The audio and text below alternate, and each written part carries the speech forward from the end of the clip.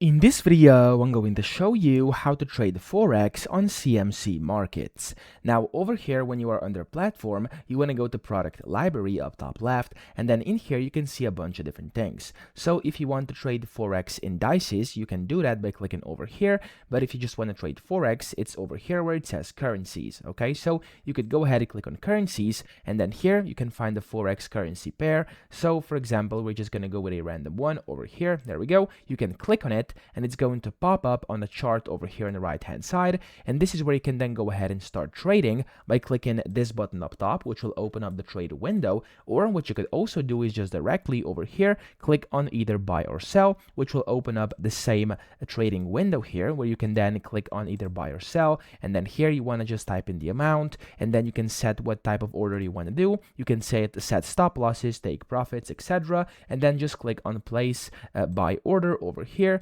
And whenever you do this, you'll be able to basically start trading. So as you can see here, I've opened a position, and that's how to actually start trading Forex. So that's it. I hope this video helped you out. If it did, please subscribe to the channel and help me out as well.